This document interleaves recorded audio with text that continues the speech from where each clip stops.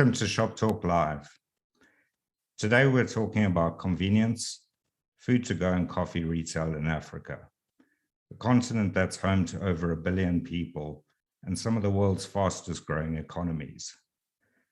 Its young population are globally connected, digitally savvy, and aspirational.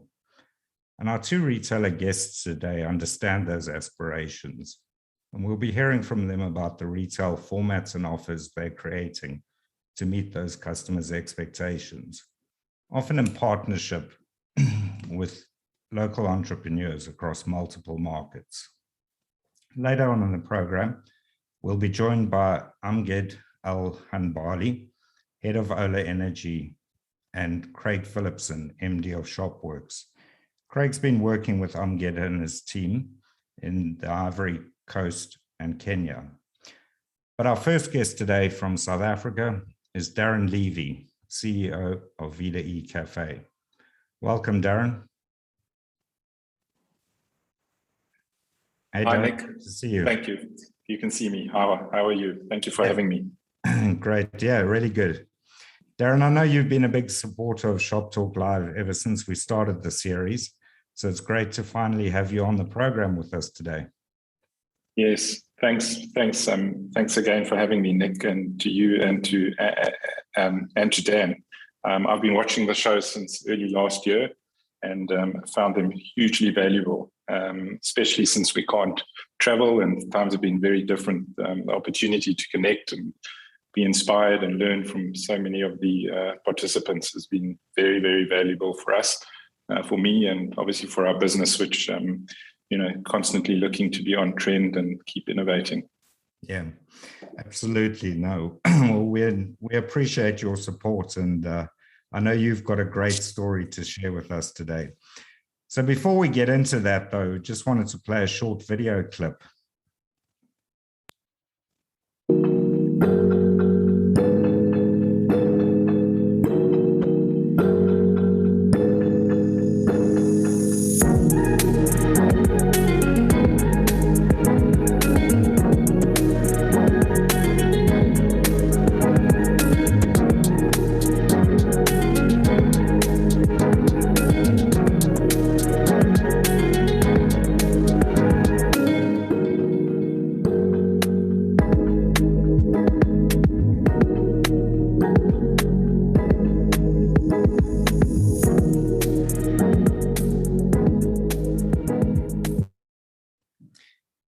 Darren, that video looks intriguing. Do you want to tell us a bit about Vida and, Sure. and what's behind that? Thank you. So yes, I mean, what does a clip of an incredible street artist living in a suburb or township or location in Cape Town called Lange, born in Zimbabwe, painting a 60 square meter beautiful mural on the wall leading up to a window on a drive-through of a Vida caffè on a Shell forecourt have to do with a webinar on convenience retail. But all will be revealed in the next 10 minutes. And thanks again for giving me the opportunity to speak to you a little bit about our business and some of the things we've been doing. Our business is 21 years old, for those who don't know. Born on the streets of Cape Town 21 years ago. We currently have a footprint in South Africa of just north of 220 stores. We pride ourselves on being the most loved coffee shop on the continent. And I explain now how we have stores further north of South Africa and have certainly been credited with bringing espresso-based street coffee to South Africa. We've developed a very strong network of stores in all the typical places, in malls, convenience centers, corporates, high streets, office parks, university, airports, etc., and most importantly on forecourts, and as I mentioned, in various size malls around the country.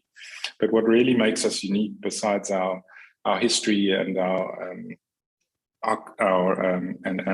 growth and the start of the business, is very much our authenticity and culture around the experience that you'll get when you visit our stores. And we like to say that besides serving an excellent cup of coffee, you certainly get a shot of very authentic happiness when you visit our stores. And we like to call that our Vida vibe. So besides the stores in South Africa, we have 22 stores in the rest of Africa. We currently have 14 stores in Ghana, one in Zambia, and one will be opening in the next few weeks to make it 2, and 5 stores in Mauritius, with some aggressive plans to grow in those territories and in new countries. Very briefly, I won't spend too much time in terms of what the story of vida has been in the last 18 months and a little bit longer, is that certainly in March of last year, we were also faced with very strict lockdown procedures. I like to say that we sold no coffees on the 28th of March last year when the lockdowns were imposed. And it gave us the opportunity to really look at react, obviously, but also look at the business quite carefully, not just to survive, but how to reset ourselves up for growth. And being a business that has innovation intertwined in our DNA and an attitude that very much is we never say that things can't get done. It was a perfect opportunity to react and implement a lot of the strategies, coincidentally, that we'd already initiated. So for us, a lot of the overused word that we're all very familiar with is that of pivot. And our pivot really became moving from being nimble and agile to super agile and super nimble. And that certainly became very obvious also in hindsight, when you look to change your business and realize very quickly that what you're doing is actually suffices. You just need to do it much quicker. We certainly were faced with an unprecedented situation of not having any revenue, which is devastating for businesses in general, but particularly in the hospitality industry, where your working capital cycles are under such pressure. But for us, being in the quick service arena and quite dependent on takeaways and fairly quick service, we fortunately weren't as hard hit as many of our other hospitality sit-down brothers and sisters who obviously through curfews and the inability to sell alcohol were much harder hit than us. So everything that we had set up and that we were geared to do was more or less in place. That's not to say that we had to do some pretty nimble changes to look after the business and particularly our people. So most of what you'll see in this presentation was delivered in the last 18 months from scratch, or it started slightly before. So as I said, without question, you have to try and survive with no revenue, which is not something that we'll hopefully ever have to do again. You had to look after cash flow. We had to seriously look at many of our costs, particularly those that were fixed.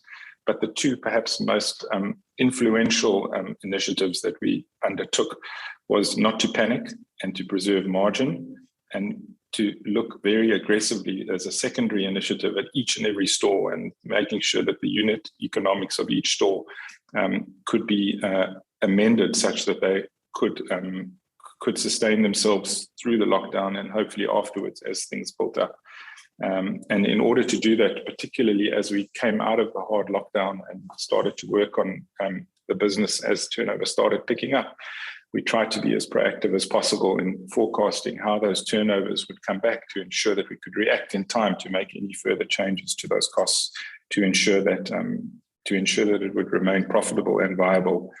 And those were two great lessons that have endured in the business as we are now experiencing turnovers that are ahead of our pre-COVID figures.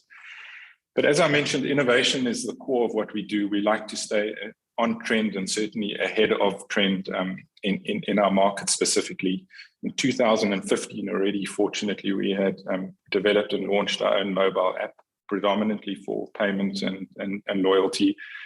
So that became a very important tool when it came to having an ability to pay and transact and engage with our stores in a very seamless and cashless way. It was obviously important in terms of handling cash and credit cards. What we did do with the app, which we managed to turn on pretty quickly, was set up a curbside functionality where stores had that space to do so, and the functionality to order ahead meant that you didn't necessarily have to come into the store to transact. You could order in advance of arriving at the store or outside the store to leverage that contactless transaction, which was fortuitous that we had that tool in place. Darren, just to interrupt you there, it's one of those things we've heard from so many retailers around the world over the last year, is how quickly they were able to adapt and innovate. And I think particularly with technology, some of those things pre-COVID, you took a long time to implement or test and trial. And it's amazing. And I know when we were speaking earlier, how quickly you guys were able to adapt and put those things like curbside pickup in place. Yeah, we were really fortunate, and like everything that I'm going to talk about and have spoken about, very dependent on having partners and collaboration that could support us. Again, this has been a key growth channel for us. Lockdown was March 2020. Around about August, September, we finally decided to explore the delivery channel, something that we obviously questioned. How could you deliver a barista experience on the back of a motorcycle or a car? We spent months trialing. We spent months looking at different containers and ways to transport the product, and kicked off a pilot late in 2019 and started trading in a select number of stores. And so when lockdown happened, and certainly when we opened up and delivery became a key channel for QSR, we were ready to go. And we saw growth in our turnover numbers as we rolled out, obviously, to new stores. But given the consumer behavior in the tune of nearly 15-fold, and now delivery, albeit at a slightly compromised margin, as you know, because of the commissions, forms us in itself, you could compare it to a significant number, a double-digit number of stores in our business.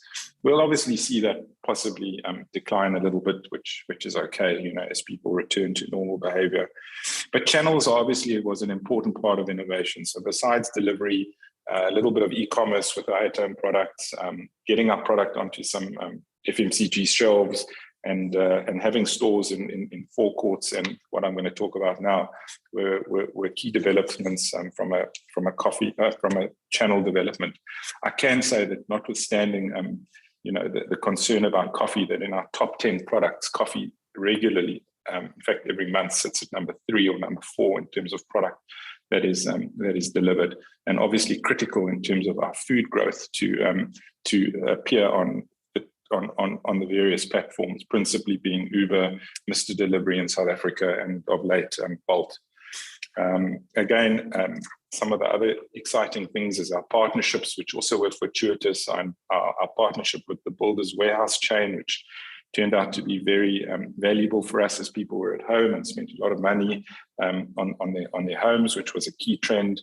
Our store-in-store with Roxy Surf School in Muizenberg, for those who know, which is on the coast, which became a great place for people to spend their pastimes, and a critical relationship of ours with Discovery Vitality, where we are their exclusive coffee partner, where they incentivize people to be happy, and through us not happy, to be happy and healthy, I suppose, or healthy and happy. They reward people with coffees, and that grew from just a redemption partnership to a product development partnership. And that product that you see on the right-hand side was a product that we developed hand in hand with them, and spoke quite nicely to the whole health strategy over this period. Another one which was pretty incredible was our partnership with an airline. Lift Airlines was launched at the back end of last year. They put this airline together in 90 days and asked us to develop a coffee solution in flight. We think we're the first high street coffee brand to deliver coffee on an aeroplane, because they realized, like on forecourts, how important the coffee moment could be. It's our blend. It's a slightly tweaked blend to deliver a French press solution on the airline at 30,000 feet, and also some stores inside exclusive books. But in terms of new formats and channels, critical is our drive-through. And again, late in 2020, we launched our first drive-through on the forecourt, and that regularly does more turnover than the sit-down. This particular site is both a counter solution and a drive-through. And then to tie it back to that video up front, is this was the mural that was painted on the outside of probably will be our biggest vida, not just on a forecourt, that's opening next week. It's known as the R300. It's a shell forecourt. It's going to have boardroom facilities. It's going to have meeting spaces. It's going to have quite an extended menu. And the owner of this particular site has got 4 other shells, which he's graciously partnered with Vida. And we're very close to Kobus and his team. The site is significant. There's some pictures. It's almost completely off the grid. It includes some electric vehicle chargers, and we're just super excited about that. And you can see the beautiful mural on the outside and how that attracts customers. Darren, just going back one slide, I think that's such a fantastic looking site. I know you said it's about to open next week, but I think from a design point of view, and particularly just thinking about drive-through, I mean, one of the things we've spoken about over the last year is how so many retailers are making an architectural feature out of drive-through. You know, in the past, it may have been a hole in the wall around the back of the store. And I think just looking at that site and both the way you guys have created the Vida e-cafe architecturally as almost a standalone feature within that building. And then I love the mural. I think just kind of pulls the whole experience together. And that's a really interesting site. I'm looking forward to visiting it when I'm next in Cape Town. Exactly. And once again, you know, on the strength of the brand and the history, we're grateful to Kobus and his team for, you know, recognizing the importance of coffee and drive-through and investing in so significantly in our brand, and it's going to work well. Yeah. So obviously, those are some of the exciting formats. I think in some of the lead up to the webinar, we showed our store that we opened last week, which is up on Table Mountain. I don't think you can get a more iconic site, which is beautiful. Unfortunately, the picture was taken on a bit of a cloudy day, but up at the top is Table Mountain, which we're delighted about and we're excited about. And then perhaps one that I just want to take a little bit longer to talk about is our prospective store opening in Langa. You know, historically, 21 years ago, and certainly more recently, you have a perception of where your brand is most relevant. And when you look at the peculiarities of our country and the addressable market and to how many stores you can open in malls and typical high streets, and you look at that concept which you actually mentioned up front called aspirational, you realize that your brand can actually be extended a lot more. And not only is it a business objective, but it's actually an obligation to look at where your brand in its current form can reside. And we've had our truck outside Tembi's Market, who's the franchisee, testing out the concept and making sure the brand is understood and desired. The feedback has been incredible, and it's another store that we're hoping to open in the next few weeks. Yeah, Darren, on that, I think that's an amazing kind of story, and it'll be interesting to see how that store goes. So I think, you know, for people who know South Africa, there's such a wide range of socioeconomic neighborhoods within each of the cities. And I think being able to bring your brand to like you say, areas that you may have previously thought it might not work.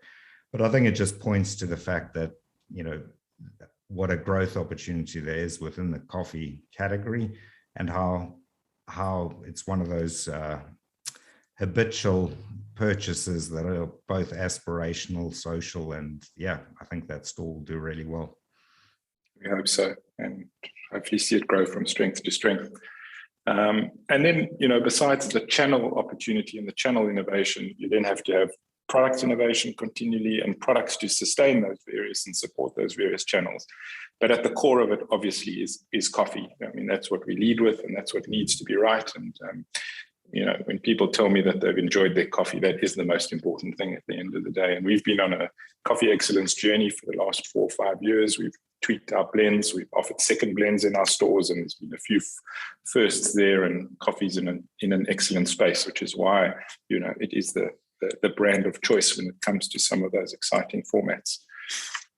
Another trend, which has obviously been a global trend and we saw it coming, was what we term our vida at home, which is our at-home products.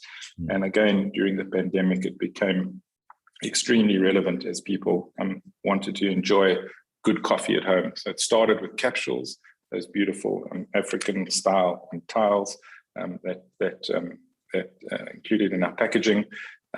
It then evolved into beans. From there, we launched our ready to drink, which in the center panel, our bespoke chocolate and chai powders. And then more recently, we, again, on the back of some research and watching trends, we launched what we also believe is the first specialty instant coffee, a freeze-dried coffee, which is in our stores and is making appearances on grocery shelves. In addition to that, we've always been a business that's relied on food to complement coffee.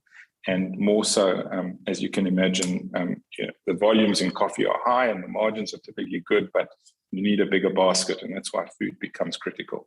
And we focus a lot on food. These are just some beautiful images that appeared on our digital menu screens. We decided to upweight some of the exposure and food in our stores and promote some of our new products and give them pride of place.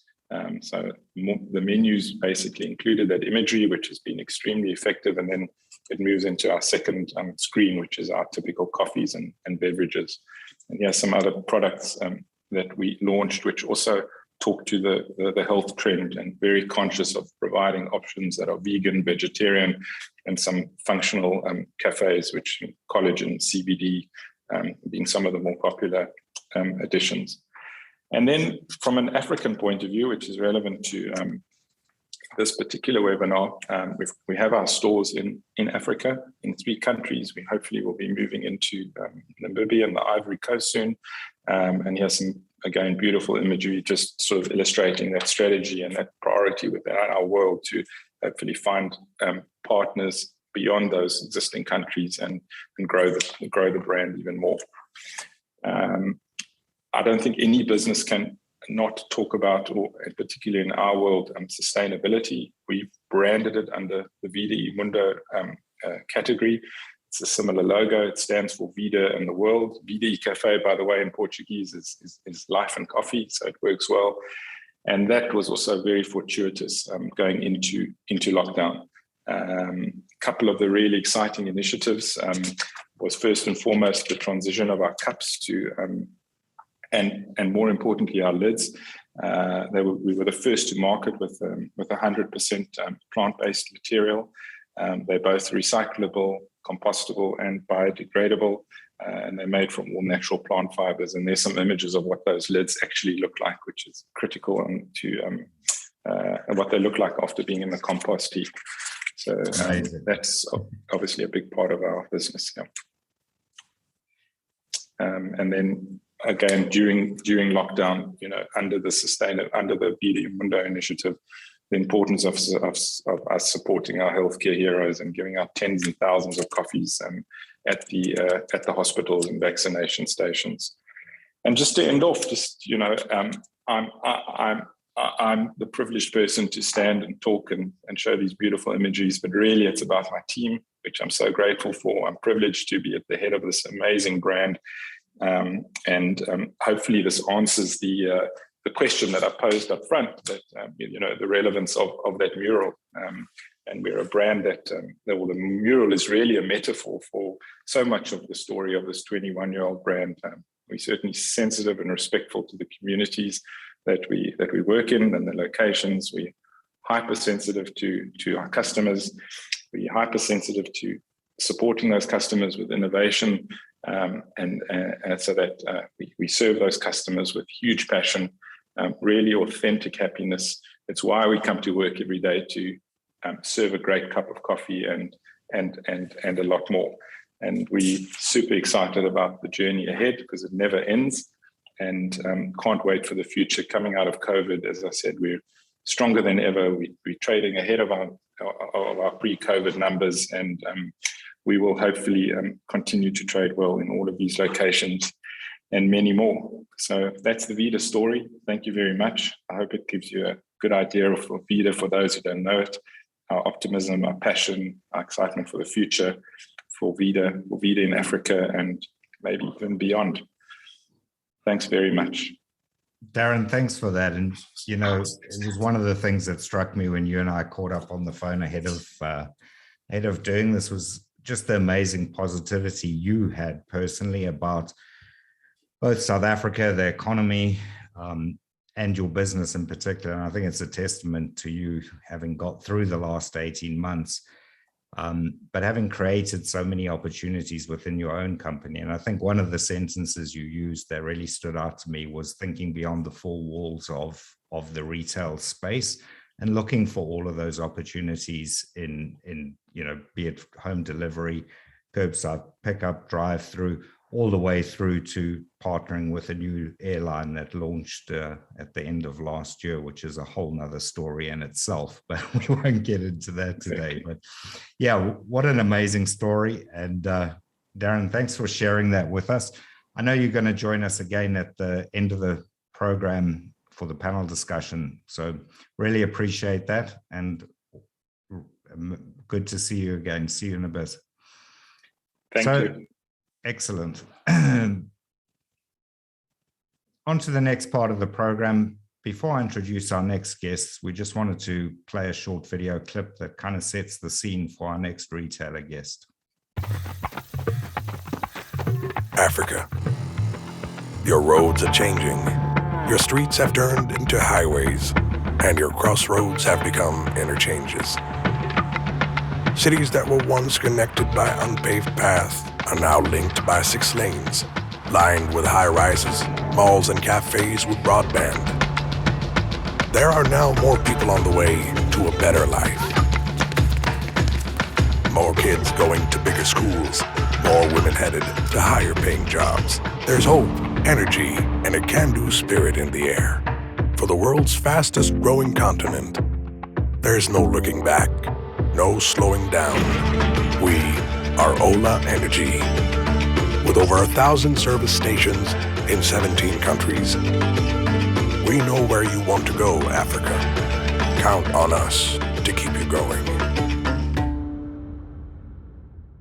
So that kind of sets things up for our next guests. Let me welcome on Amged EL-Hanbali, Head of Retail at OLA Energy, and Craig Phillipson, MD at Shopworks. Welcome, guys. Good to see both of you. Hi, Nick. You too. Yeah. Amged, I love that video. I think it tells such a good story, and thanks for sharing that one with us, as well as the other videos you shared with us showing your store formats, which have been on Global Convenience Store Focus the last couple of weeks. And Craig, welcome. I know you've been working together with Amged. So do you guys want to, Amged, I know you've got some slides to share with us, so do look forward to hearing your story. Yep. So actually, no, can we start with the first slide? Can we go back one slide? Yep. There we go. Yep. Great. Hola, everyone. Thank you, Nick. Thank Craig. Really, it's a great opportunity for OLA Energy actually to be here in this episode. I used to be, that a big fan actually of the episode, seeing, that a lot of stuff, learning a lot of stuff. And I thought that, yeah, it's a great opportunity to have our story here and really to share what we are doing here. And if you look at the first slide, this is one of our sites actually. And the only thing that I can tell you, if you look at the colors actually for the orange and blue and the lighting actually, even if you relate that to the first video of Darren, because African consumers, they do love colors. And really it's an amazing opportunity. If you look across Africa, colors is very important to the consumer. I'll give you a brief about, what OLA Energy actually is. So our scope, we are working in retail, commercial, aviation, marine, and we are operating in 17 countries actually. Our retail sites is close to 1,250 sites across the 17 countries. We have 10,000 dealers across Africa, 30,000 jobs, and actually, that we do have 52 airports that we are serving with our products as we go. Next slide.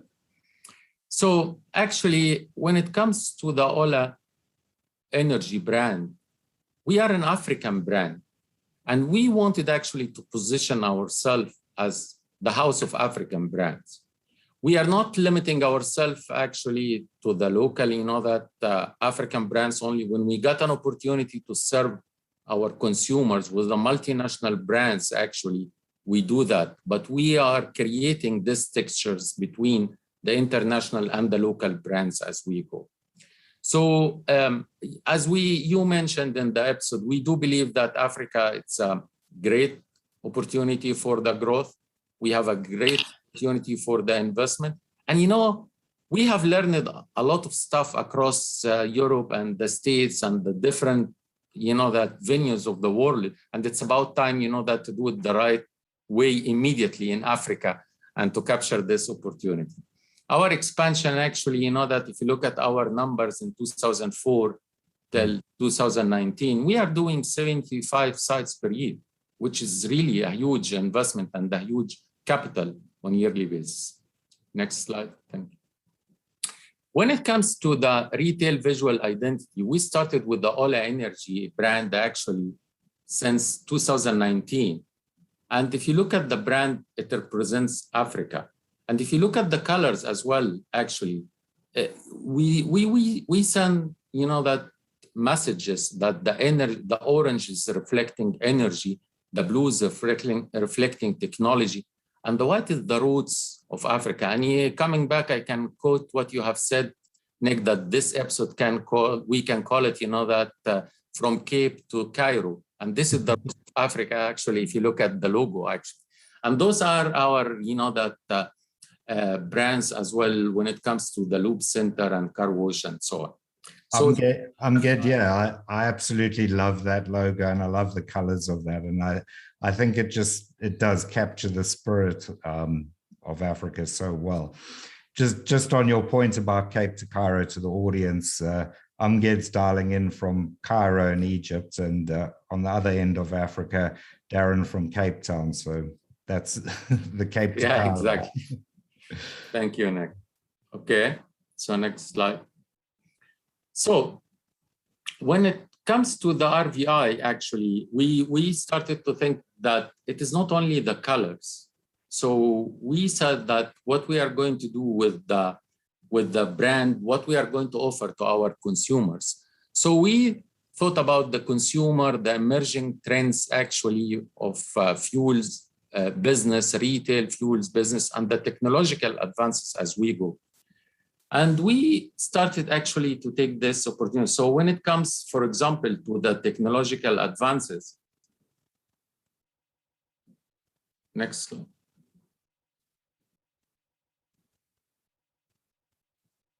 Just go to the next slide. Yep.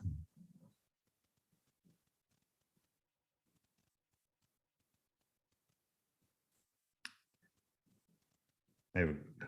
Okay. So when it comes to the emerging trends, actually, we started, that to focus on the solar energy in some countries and then some, sites. Because actually, in Africa, when it comes to some affiliates, actually, you will find there is a need actually for the energy. And we thought that OLA Energy could be a hub for serving the community actually around this site by supplying, that energy as much as we can. We are considering, that the EV charging in North Africa in our sites. So we started actually across Tunis, Morocco, Egypt, actually, and we are considering Côte d'Ivoire as well. And to put, that the electric charging in our sites to be ready for this. And actually, that the motorbikes, and I believe that in some other affiliates like Burkina, like Mali, we have noticed that it's a huge, that huge number of motorbikes actually. And we started to think how we could improve that.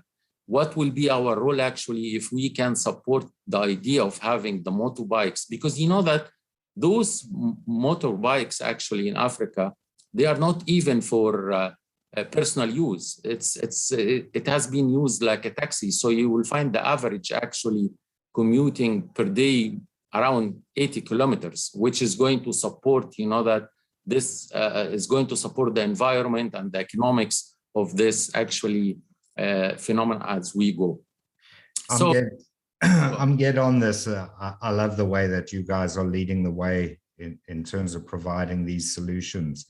And I think it's, it's a really innovative partnership you guys have with Porsche in terms of providing electric charging for motorbikes at your sites and the solar panels on the roofs. And I think one of the things you had mentioned to me previously was the fact how much electricity is generated in Africa from petrol and diesel generators. Yeah. And so to see you guys playing this role in the energy transition, moving towards solutions that are more cost effective and green is really great to see. Thank you. Thank you. Great. Next slide, please.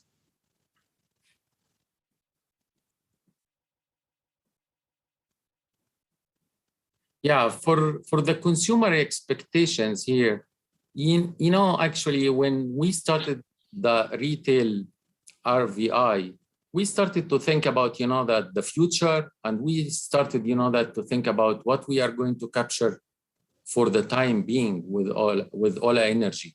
And we started to think about, that the shops, the QSRs, what we are going to offer to our consumers when they are visiting the sites. We would like to create a lot of reasons to create a repetitive visit to our site. So the coffee, as we heard from Darren, it's one of our main categories at the backcourt. The shops, the partnership with the international brands as we go, beer and bakery. That beer and bakery actually, it's a big categories actually for Africa. And we've put a lot of focus on this in order to have our backcourt convenience store Marhaba working with the local, that entrepreneur, African entrepreneurs actually. And you will find those people actually create their food, the local food inside the shop, actually inside Marhaba convenience store, and they run, the convenience store as well. And definitely we are taking into consideration the differences and between the segmentation. When you are talking about North Africa, it's totally different rather than Sub-Saharan Africa. And we have to take that into consideration. This is what we are doing across our network as well.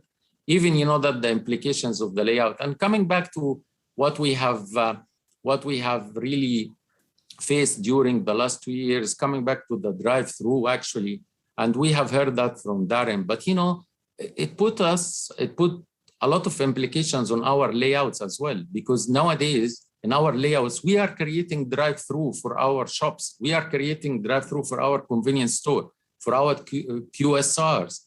So drive-through, and even, that the delivery really was significant success during the last 2 years in our sites as well. Next slide, please. And coming back to this is actually, that the retail hub. And I wanted just to share with you that we used to have the fuels retail, and most of the time it was only the gasoline and gas oil and lubes change and barely a shop at the back. But nowadays it's totally different. We are extending every part actually. When it comes to the fuels, we are thinking of the e-mobility, the LPG. It's a big category, big chunk of our business right now. This is really supporting the environment in Africa as well, using the LPG rather than, the forest.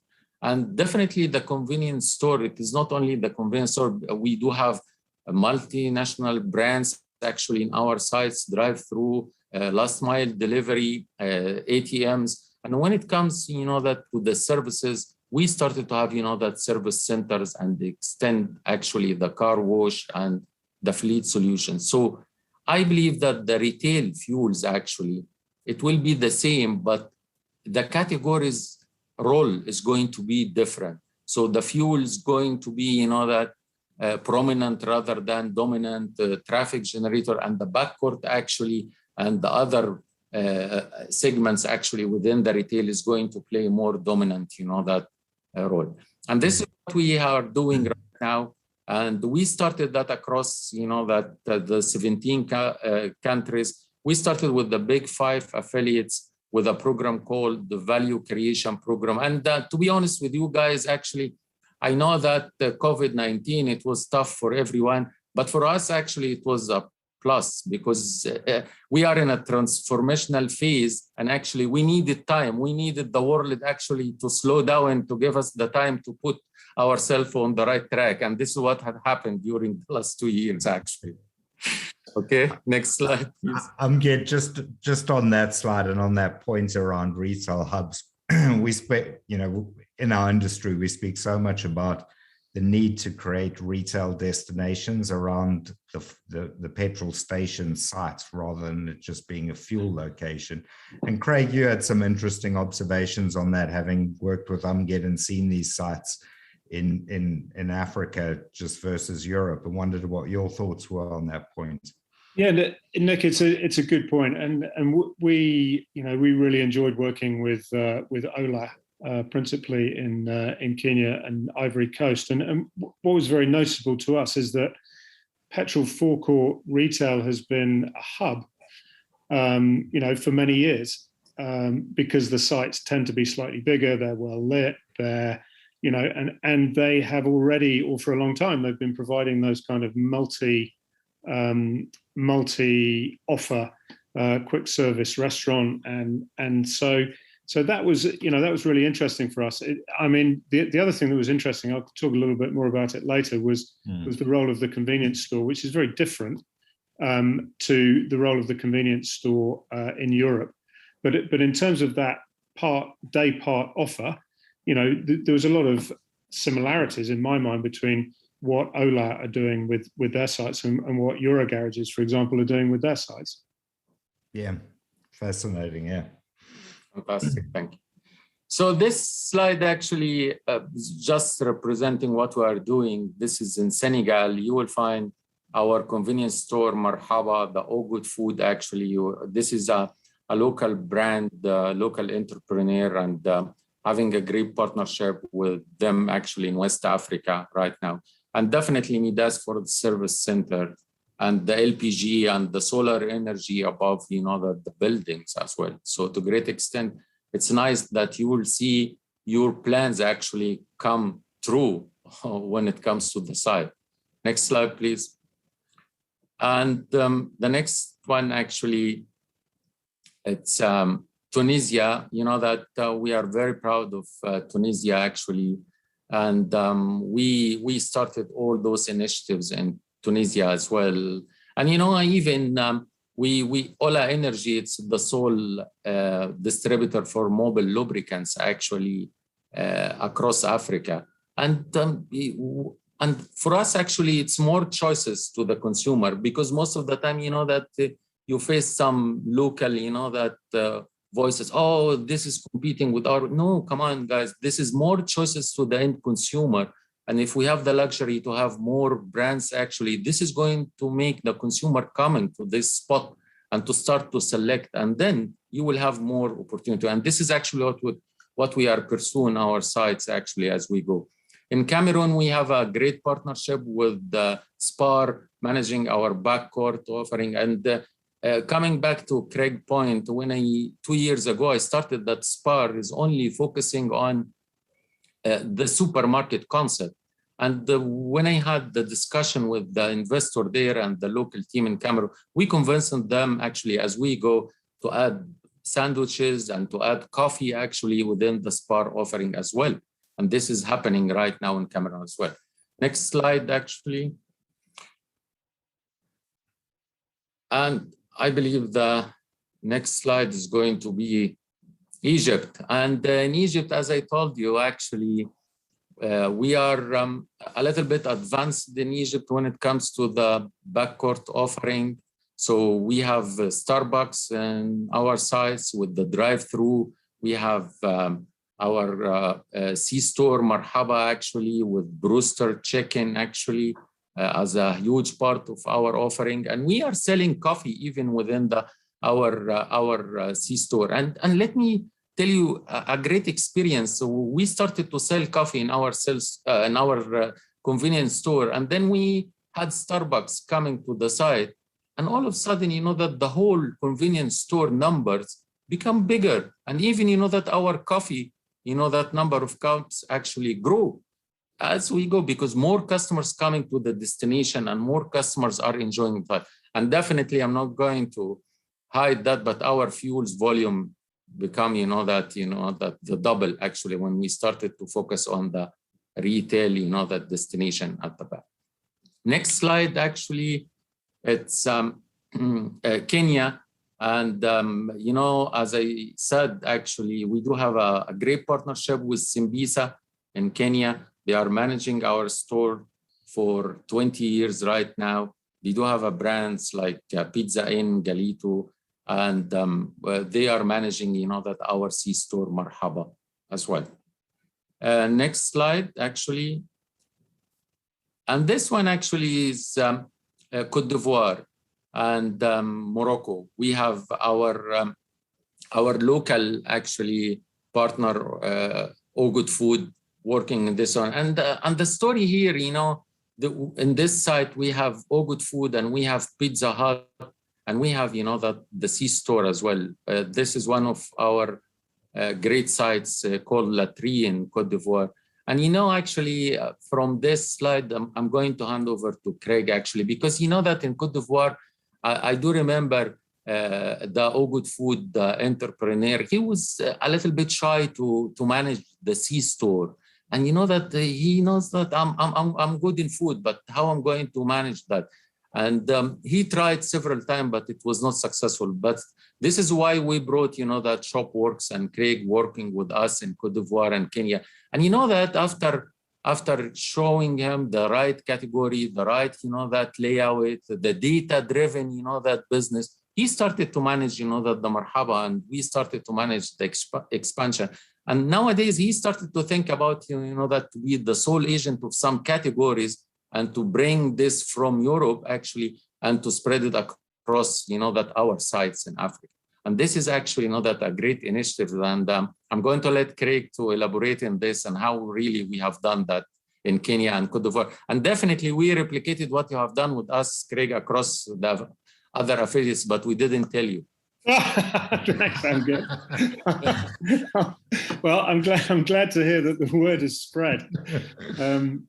So yeah, well, just quickly. So we really enjoyed going through the Shopworks process with Amged and OLA. Understanding their business, looking at the store planning and design, the category space allocation, and where we've got to really is the pilot store applications. And we'll have another look at what's happening and then start rolling out. Or in fact, what we've just learned is that rollout has already started. So the site we looked at was Parklands in Kenya, which Amged just showed a few pictures about. Again, what was exciting here was there was already a multi-food offer. But the Marhaba store, although it was well stocked, it wasn't necessarily operating to the level it should do. So we looked at the planning principles and the shelf and space analysis and looked at the traffic flow and just for all of us here, the snippets that we really took away from it. And Amged would laugh at this, but our first surprise was that no one smokes, or if they do, it's not being sold through petrol forecourt retail. But what they give up in cigarette smoking, they certainly make up for in alcohol sales. So what we saw was that there was just go back one slide. There was strong alcohol, which we thought needed to become a focused category. Bakery was strong, as Amged mentioned before. Grocery, if you want the kind of long tail, dry grocery was really, really weak compared, 10% of space, 2% of sales. And that's because that stuff is principally being bought elsewhere. So the strategy that we looked at was to say, okay, let's deliver the 5 C's. So, your cigarettes, crisps, confectionery, cold drinks and consumables really, really well. let's have a core alcohol category. Let's continue with bakery, and then the big opportunity is to offer coffee, because Kenya and Ivory Coast, it just wasn't very strong, and yet in some areas, in the more early adopter areas of both those countries, it was clearly coming along. And it'd be interesting to get Darren's insight on that when we get to the general chat. So that's what we did. Just scroll on one slide. And what we also did is we looked at repositioning the Marhaba store, so that because they weren't famous for it, so what we wanted to do was get it on everybody's journey plan. So the plan was to get people as they walked in to turn through the retail, buy all of their impulse items, and then get into the food offers. You could argue that you should do it the other way, and it's probably worth a test the other way as well, to allow people to go and have their food and then exit through the impulse retail. But that's what tests are for. So super exciting. We learned a lot, and I think for us, the most interesting thing was that OLA, in everything they were doing, were focusing on the customer. So if we just pull up the next slide, that was what was clear right from the start. Those customer shopping missions and the customer journey were right at the heart of what OLA was trying to offer in order to be successful, so that each part of their business could benefit from that. Thank you, Craig. It was really great working together, and as I told you, we started to replicate that as we go. And really, it made a big difference with our dealers and our partners as well. Thank you. Thanks, both of you, for that. And Amged, it's amazing to see just the innovation and the creation of those retail hubs. And I think Craig makes the point so well that really the way in which you've created this is all around the customer, and it kind of speaks to why those sites have become real retail destination hubs within the markets you operate in. Let's welcome Darren back into the conversation now. Darren, if you want to join us.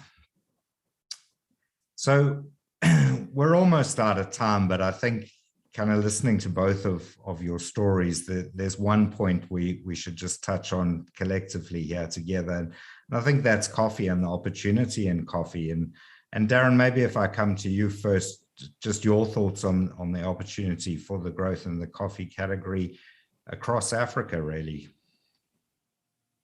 I would agree with that entirely. I touched on it, I guess, in some of the new areas that we're growing it within the borders of South Africa.